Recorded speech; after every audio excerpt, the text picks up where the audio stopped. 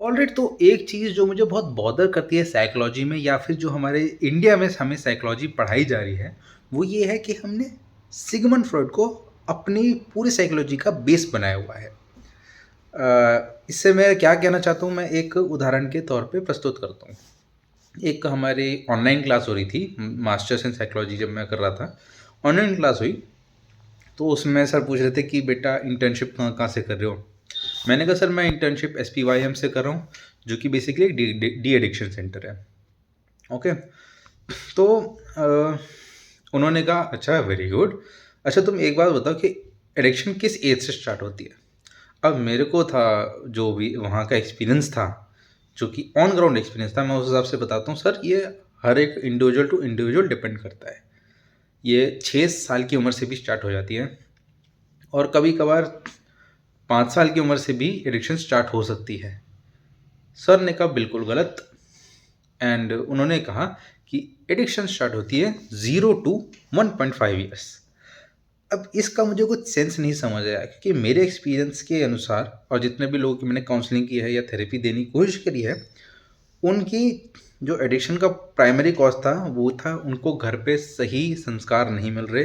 Number one, सही संस्कार मतलब कोई उनको ध्यान नहीं दिया जा रहा। पिता ने 2 शादी कर रखी और पिता ध्यान देते नहीं, दूसरी माँ भी ध्यान नहीं देती। जो पहली माँ है वो बेचारी काम कर रही है, वो ध्यान नहीं दे पा रही, मतलब घर का माहौल अगर अच्छा ना हो।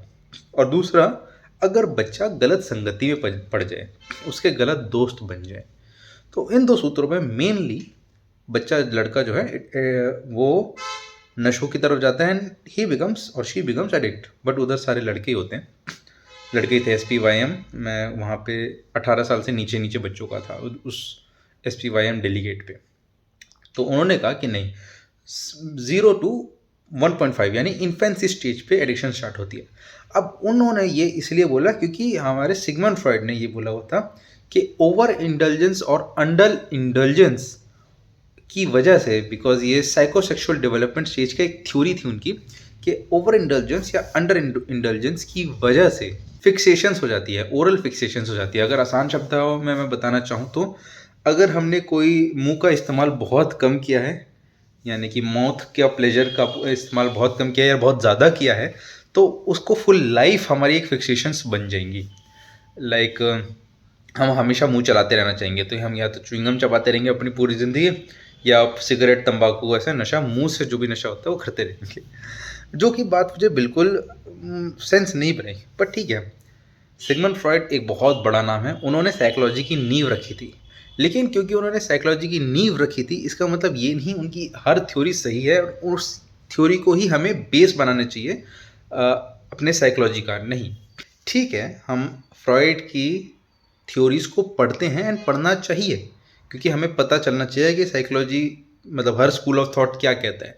लेकिन उसी चीज़ को एक बेस बना के पत्थर की लकीर मानने से ज़्यादा ज़रूरी है कि ऑन फील्ड जो काम कर रहा है उस पर ज़्यादा पढ़ाई हो।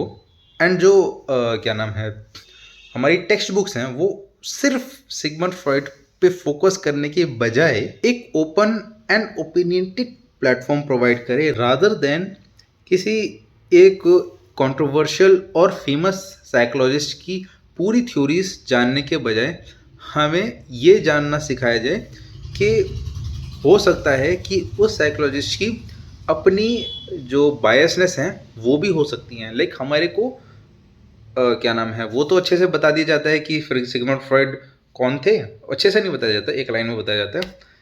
एंड हमें बताया जाता है कि उनकी क्या साइको सेक्सुअल उन्होंने थ्योरीज क्या लिखी, उन्होंने क्या नाम है topological end ego and super ego के बारे में क्या लिखा, उन्होंने कॉन्शियसनेस अनकॉन्शियसनेस और प्री कॉन्शियसनेस के बारे में क्या लिखा।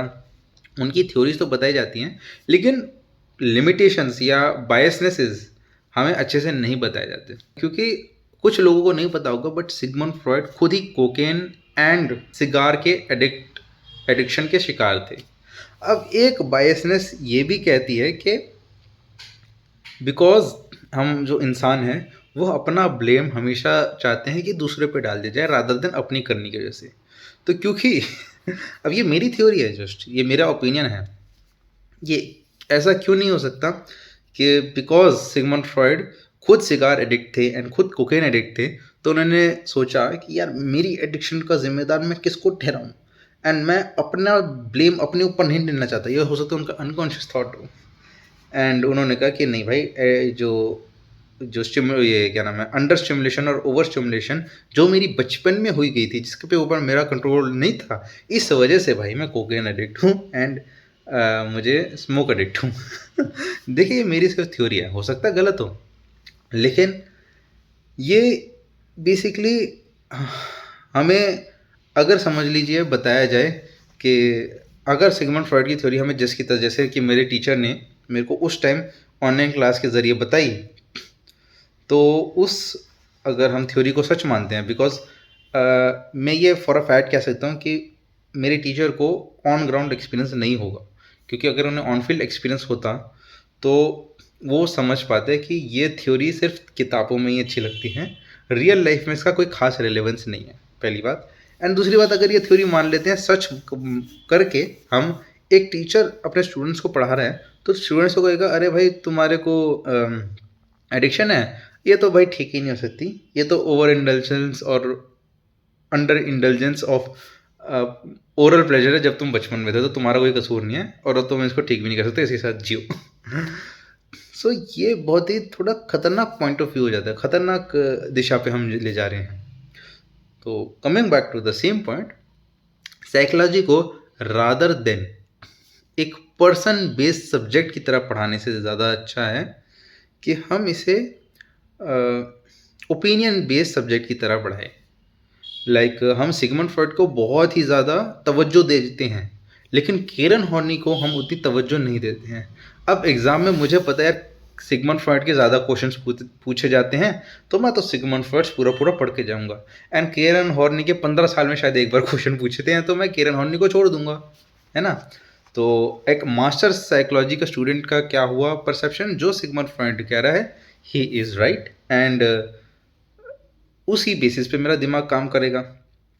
तो at the same time Karen Horney जैसे साइकोलॉजिस्ट को मैंने पढ़ा ही नहीं, उनका जो काउंटर था वो मैंने समझा ही नहीं, और दो सिलेबस में है, बट बिकॉज वो एग्ज़ाम में नहीं आने वाला तो मैंने उसे इग्नोर मार दिया और मेरी सोच किसकी तरफ हुई, सिगमंड फ्रॉइड की तरफ, रादर देन एक ओवरऑल पॉइंट ऑफ व्यू से चीज़ें प्रेजेंट की जाएं, हमारे को उनके नज़रिए से चीज़ें प्रेजेंट की जाती हैं।